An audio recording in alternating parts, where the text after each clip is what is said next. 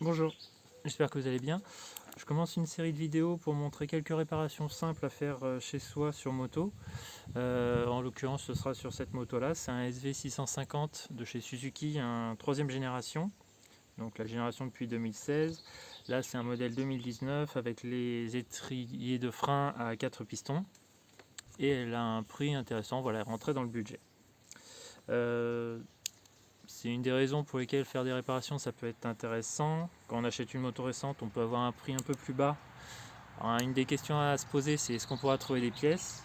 Et si on achète une moto moins récente, par contre là on sait qu'on va avoir plein de pièces. Par contre le prix, la différence de prix entre une moto en bon état et une moto avec quelques réparations sera peut-être moins intéressant. Là on voit l'autre côté de la moto, donc c'est ce côté-là qui a frotté avec le précédent propriétaire. Et c'est ce côté-là, enfin les réparations à faire de ce côté-là qui font qu'il y avait un petit intérêt sur le prix. Alors qu'est-ce qu'il y a à réparer sur cette moto?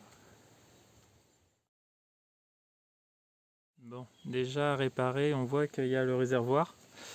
Donc un réservoir de SV comme ça, chez Suzuki, c'est 600 € à peu près.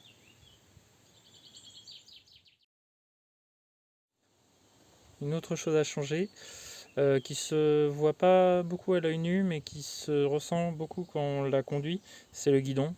Un guidon, c'est 95 € chez Suzuki, à peu près. Là, on peut voir qu'il y a aussi le pied de fourche qui a frotté. Donc c'est en bas du pied de fourche là. Un peu d'alu. Un pied de fourche, c'est 262 € en pièces chez Suzuki.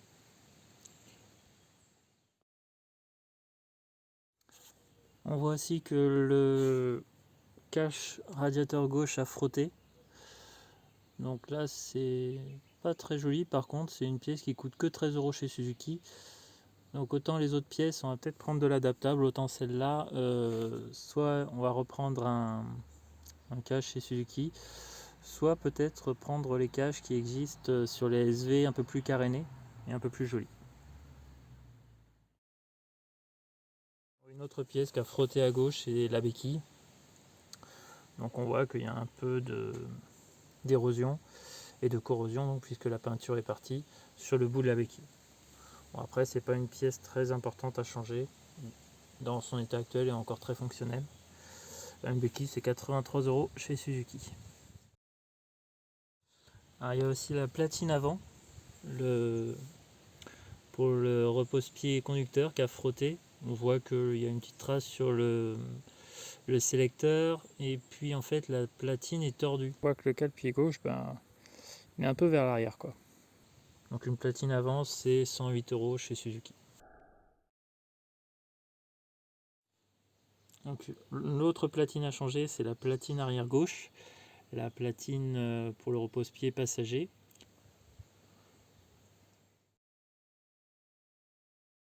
Une autre pièce qui a frotté, qui sera à changer, c'est l'axe de roue arrière. Ça n'a pas touché le filetage, ça n'empêche pas de démonter la roue arrière. C'est 84 € chez Suzuki. Pour finir, on voit aussi que l'embout de guidon a frotté. Bon, les embouts de guidon, ça se trouve assez facilement. Donc chez Suzuki, c'est 32 €. Et c'est pas le plus compliqué à changer. Comment on va faire toutes ces réparations? On va s'appuyer sur le manuel du SV650 de 3e génération, donc la génération depuis 2016. Puis après, pour les outils, ce sera des outils de particuliers. Rien de coûteux comme outil.